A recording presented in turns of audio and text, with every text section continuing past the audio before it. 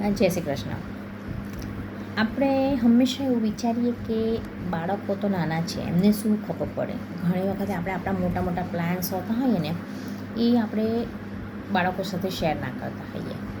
પણ હું મારો અનુભવ કહું તો હું જ્યારે પહેલી વખતે ગિનિસ રેકોર્ડમાં પાર્ટિસિપેટ કરવાની હતી, તો મેં મારી ભાણી અને ભાણિયા સાથે આ વાત શેર કરી હતી.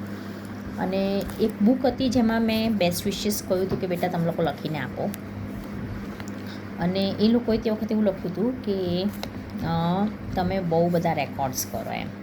એટલે ત્યારે તો જો હતું કે બેટા હજુ તો આ ફર્સ્ટ રેકોર્ડ છે ને, આવા રેકોર્ડ્સ કંઈ ઘડીએ ઘડીએ થવાના નથી, પણ કન્ટિન્યુઅસ 4 રેકોર્ડ્સ કર્યા.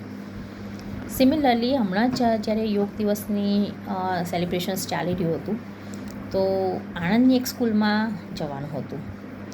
અને મેં મારી ભાણી સાથે વાત કરી કે અમે આ રીતે આણંદમાં જાગૃતિ મહિલા સમાજના એક પ્રોગ્રામમાં યોગનું ડેમોન્સ્ટ્રેશન કરવાનું છે, યોગ શીખવાડવાના છે, અને એક સ્કૂલમાં પણ જવાનું છે, એવું ભારતીબેન સાથે વાત થઈ છે.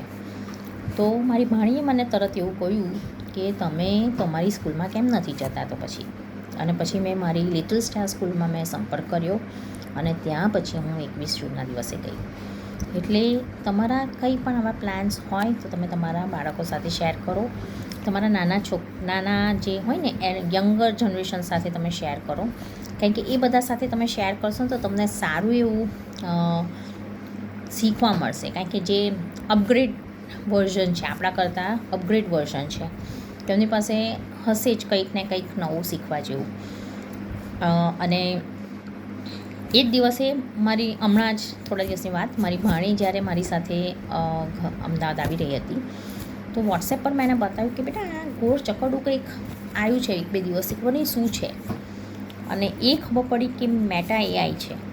અને એમાં પછી તમે કંઈક લખો ને, કંઈ પણ લખો. મને મારું ફેવરેટ સબ્જેક્ટ છે ક્રોશેટ, એટલે મેં ક્રોશેટ લખ્યું તો પેટર્ન સાથે, ઇમેજીસ સાથે તમને બતાવે. એટલે તમે નાના બાળકોને એવું ના વિચારતા કે આ તો નાના છે, એમને શું સમજણ પડે.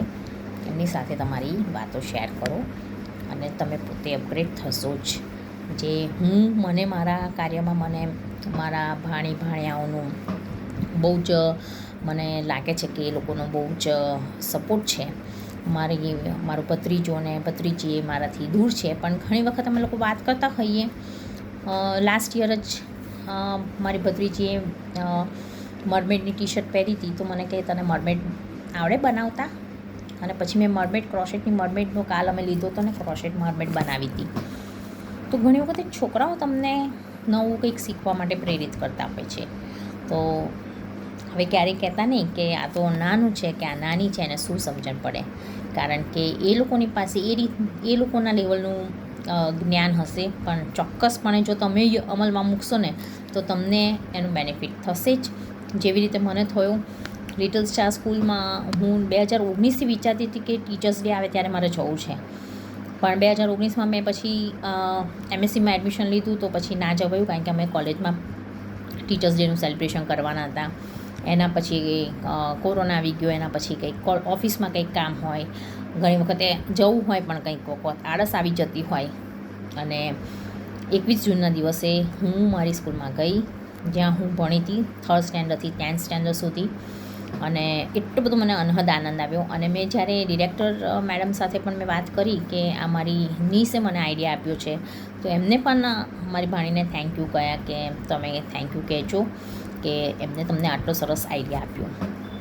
તો તમારા લાઈફમાં પણ તમને ક્યારે એવું હોય કે તમારાથી નાની વ્યક્તિએ તમને ઉંમરમાં નાની વ્યક્તિએ તમને કંઈક સપોર્ટ કર્યું છે કે કંઈક તમને ઇન્સ્પાયર કર્યા છે, મોટિવેશન કર્યા છે, તો ચોક્કસ કમેન્ટમાં લખજો. Thank you. જય શ્રી કૃષ્ણ. Good day.